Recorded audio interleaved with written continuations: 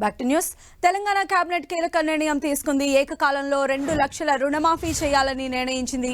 2018 December 12 నుంచి 2023 December 9 వరకు cutoff ను ప్రకటించింది. ఆగస్టు 15 లోపు చెల్లింపుల ప్రక్రియ పూర్తయ్యేలా ఏర్పాట్లు చేయనుంది. రుణమాఫీ కోసం 31,000 కోట్లు చెల్లించనుంది ప్రభుత్వం. మరోవైపు రైతు భరోసా విధి విధానాలపైన మంత్రివర్గ ఉపసంఘాన్ని ఏర్పాటు చేసింది. జూలై 15లోగా రైతు భరోసాపైన మంత్రివర్గ ఉపసంఘ నివేదిక ఇవ్వనుంది.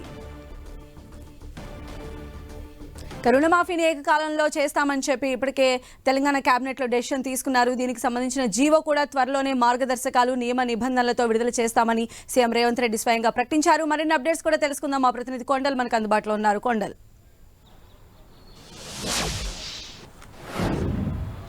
రైతు రుణమాఫీకి సంబంధించి ఇది కీలక నిర్ణయం అని చెప్పుకోవచ్చు. ఎందుకంటే ఎన్నికల్లో ఇచ్చిన హామీ మేరకు మాటను నిలబెట్టుకుంటూ రుణమాఫీ చేస్తున్నామని చెప్పి ప్రభుత్వం ప్రకటించింది. నిన్న కేబినెట్ ఆమోదం కూడా తెలిపింది. అంటే ప్రధానమైన విపక్షాలు దీనిపైన నిన్నటి వరకు కూడా ఆరోపణలు చేశాయి. రైతు రుణమాఫీని ఎట్టి పరిస్థితుల్లో ప్రభుత్వం చేయలేదు, ఇది కేవలం ఓట్ల కోసం ఎన్నికల్లో చెప్పిన హామీగానే విపక్షాలు విమర్శలు చేసిన పరిస్థితి. వీటన్నింటికీ కేబినెట్ ఆమోదంతో తెరపడిందని చెప్పుకోవచ్చు. కేబినెట్లో రైతు రుణమాఫీని అది కూడా ఏకకాలంలో సింగిల్ స్ట్రోక్లో రుణమాఫీ చేసేందుకు ప్రభుత్వం డిసైడ్ అయింది. మొత్తం 31,000 కోట్లుగా అంచనా వేసింది. మొత్తం చూసుకుంటే ఈ రైతు రుణమాఫీ అన్నది దీనిపైన రాష్ట్ర వ్యాప్తంగా రైతులు చాలా ఆశతో ఎదురు చూస్తున్న పరిస్థితి ఉంది.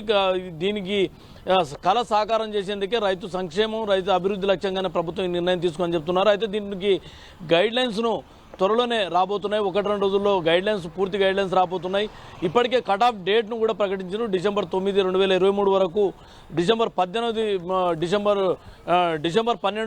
2018 నుంచి మొదలుకుంటే 5 ఏళ్ల పాటు తీసుకున్న లోన్లను మాఫీ చేస్తామని ప్రభుత్వం ప్రకటించిన నేపథ్యం ఉంది. అయితే గైడ్లైన్స్కి సంబంధించి కొన్ని కీలక నిర్ణయాలు ఉండే అవకాశం అయితే స్పష్టంగా కనిపిస్తున్నాయి. దీంట్లో అర్హులు ఎవరు, అనర్హులు ఎవరు అన్నది దీంట్లో ఈ గైడ్లైన్స్లో ప్రధానంగా ఉండబోతుంది.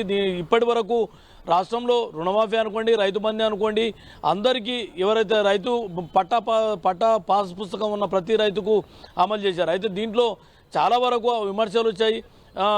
మంత్రులు, ఎమ్మెల్యేలు, ఇలా ప్రజాప్రతినిధులు, పెద్ద స్థాయిలో ఉన్న రాజ్యాంగబద్ధ పదవుల్లో ఉన్నవారు, ప్రభుత్వ ఉద్యోగులు, ఐటీ పేయర్స్, బిజినెస్ మెన్స్, వీరికి కూడా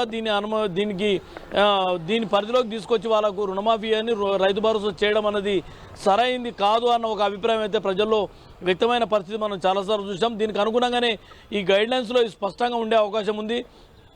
ఈ రుణమాఫీ అన్నది నిజమైన ప్రతి రైతుకు అందే దిశగానే రుణమాఫీ ఉండాలి. ఏ రైతు కూడా అర్హులైన రైతు నష్టపోకూడదు అన్నది ప్రభుత్వం లక్ష్యంగా పెట్టుకుంది. కాబట్టి అదే దిశగా ఈ నిర్ణయాలు ఉంటాయని చెప్తున్నారు. దీంట్లో మంత్రులు, ఎమ్మెల్యేలు, ఎంపీలు, ప్రజాప్రతినిధులు, జడ్పీ చైర్మన్ నుంచి మొదలుకుంటే ఎంపీ, మంత్రి వరకు, ముఖ్యమంత్రి, సిఎస్ వరకు, ఇట్లా వీరందరూ కూడా ఈ రుణమాఫీ అన్నది అమలు కాదు, దీని నుంచి తప్పించబోతున్నారు. ఐటీ పేయర్స్ను దీంట్లో తప్పించబోతున్నారు. అయితే ఐటీ రిటర్న్స్ జీరో ఫైల్ చేసిన వారికి మాత్రం దీంట్లో అర్హులుగానే ఉంటారు.